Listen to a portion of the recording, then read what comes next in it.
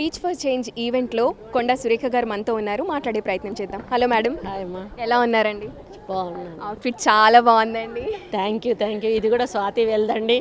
ఈ ప్రోగ్రామ్కి వచ్చేటప్పుడు నా డిజైన్సే కట్టుకొని రావాలని నా కూతురికి నాకు పంపించింది. నా కూతురు వేసుకున్నది, ఇది కూడా స్వాతి పంపించింది. వెరీ నైస్ అండి. కానీ ఈరోజు సోషల్ ఈవెంట్లో పాల్గొనడానికి చాలామంది సెలబ్రిటీస్ వచ్చారనమాట. సో వాళ్ళంతా ఒక చేంజ్ చూడాలి అని చెప్పేసి, మీరు మీ పర్సనల్గా ఒక చేంజ్ చూడాలి అని అంటే ఏం చూస్తారండి? సొసైటీలో ఏంటంటే స్వార్థం ఎక్కువ పెరిగిపోయింది. స్వార్థం పెరిగిపోవడం వలన వైషమ్యాలు పెరుగుతున్నాయి. వైషమ్యాలు పెరిగిపోవడం వలన ఒకరి మీద ఒకరు దాడులు ఇటువంటివన్నీ కూడా జరుగుతూ ఉన్నాయి. ఇవన్నీ కూడా అంటే ఒక అన్ఎడ్యుకేటెడే అందుకు మనం కారణం అని చెప్పుకోవచ్చును. ఆ క్షణంలో వాళ్ళు ఏం చేస్తున్నారో తెలియకుండా అన్ఎడ్యుకేటెడ్గా బిహేవ్ చేయడం ఇటువంటివి, దీనివల్ల చాలా సొసైటీలో మనం జరగకూడని జరుగుతున్నాయి, చూడకూడని చూస్తున్నాం, వినకూడని వింటున్నాం. అది రోజు రోజుకు పెరిగిపోతుంది. అంటే అట్లీస్ట్ ఎడ్యుకేషన్, మినిమం ఎడ్యుకేషన్ అనేది మనకు ఉండాలి. ఉన్నప్పుడు మనం కొంత ఆలోచించగలుగుతాం. ఆలోచించి ఏది చేయాలి ఏది చేయొద్దు అని ఒక ఆలోచన మనకు వస్తుంది. అంటే మనం చదివిన చదువును బట్టి చెప్పగలుగుతాం. కొంతమందికి ఇంకొంచెం ఎక్కువ చదివిన వాళ్ళు ఇంకొంచెం ఎక్కువ చెప్పగలుగుతాం. ఆ విధంగా పక్కన ఉన్న వాళ్ళను మనం కొంత వాళ్ళను తప్పు ఒప్పు అని చెప్పి మనం సొసైటీని కొంచెం బ్యాలెన్స్ చేయగలుగుతాం. అందుకని విద్య అనేది కంపల్సరీ అందరికీ అవసరం. అందరూ అందుకోలేని విద్య ఉంటుంది. అటువంటి వాటికి ఇలాంటి టీచ్ ఫర్ చేంజ్ అనేది చాలా ఉపయోగపడుతుంది. అందుకని నాకు నచ్చి ఈ ప్రోగ్రామ్కి నేను వచ్చాను. Thank you so much madam. అయితే ఇప్పుడు మీరు విద్య చాలా ఇంపార్టెంట్ అని చెప్తున్నారు. చాలామంది విద్యలే ఇప్పుడు చదువుకుంటున్న వాళ్ళు ఈరోజు అయితే ఏపీలో చూసుకుంటే ఇంటర్ రిజల్ట్స్ అయితే వచ్చేసాయి. ఇప్పుడు తెలంగాణలో కూడా ఎలా ఉంది సార్?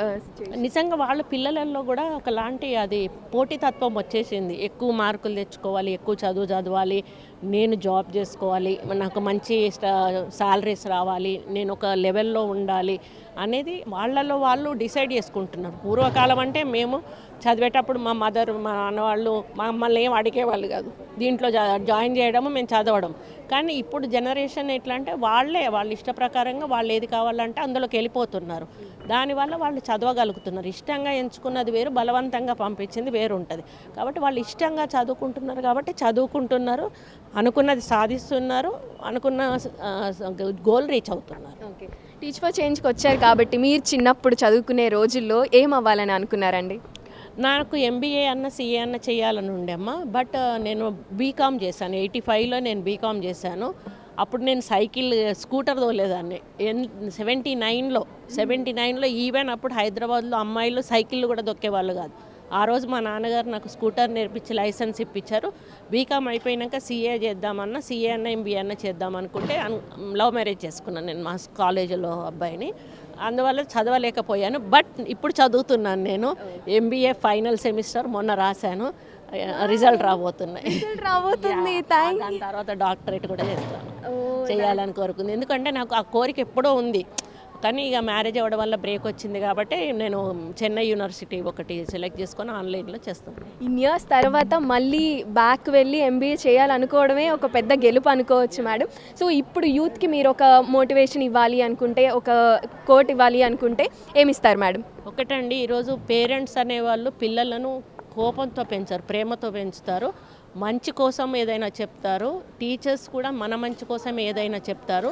మీరు సెన్సిటివ్గా ఉండకూడదు, కాన్ఫిడెన్స్గా ఉండాలి, కాంపిటేటివ్గా ఆలోచించాలి. కాంపిటేటివ్గా ఎందుకు ఆలోచించాలంటే ఎదుటి వాళ్ళకంటే నేను ఎక్కువ మార్కులు తెచ్చుకోవాలి, కాన్ఫిడెన్స్ కూడా ఉండాలి, నేను తెచ్చుకోగలను అనేటువంటి కాన్ఫిడెన్స్ ఉండాలి. ఇన్ఫీరియారిటీ అస్సలు ఉండకూడదు. ప్లస్ మిమ్మల్ని మీరు ఎప్పుడు కూడా స్ట్రెంగ్తెన్ చేసుకోవాలి. నేను చదవగలను, చెయ్యగలను అని నువ్వు చేసుకుంటే కంపల్సరీ చదువుతావు. అదే ఏదో మనసులో పెట్టుకొని వాళ్ళకంటే నాకు తక్కువ మార్కులు వచ్చినాయి అనేటువంటి భావన మనసులోకి రానియద్దు. ఇన్ఫీరియారిటీకి అసలు కూడా పోకూడదు. ఎందుకంటే ఈ రోజుల్లో చాలామంది కాలేజీలలో ఈ చిన్న విషయాలలో వాళ్ళు ఫీల్ అయిపోయి తల్లిదండ్రులకు దూరం అవుతున్నారు. కానీ పెంచిన తల్లిదండ్రులకు కడుపు కోత పెట్టకూడదు. మీరు బాగా చదవండి, మంచి ఫ్యూచర్ ఎంచుకోండి, మంచిగా సెటిల్ అవ్వండి. అది thank you so much madam, all the best for your doctorate also. So చూసిన దాని ప్రకారం చూస్తే గనక ఇప్పుడు ఎడ్యుకేషన్ అనేది ఎంత ఇంపార్టెంటో కొండా సురేఖ గారు చెప్పారు. అండ్ ఇప్పుడు ఇన్ని సంవత్సరాల తర్వాత ఎంబీఏ చేయడం, ఎంబీఏ తర్వాత డాక్టరేట్ చేద్దాం అనుకోవడం, it's a very nice initiative. ఇప్పటికి అంటే ఏది టైం అయిపోలేదు, ఇంకా ఉంది అని చెప్పడానికి ఇదే నిదర్శనంగా కనిపిస్తుంది.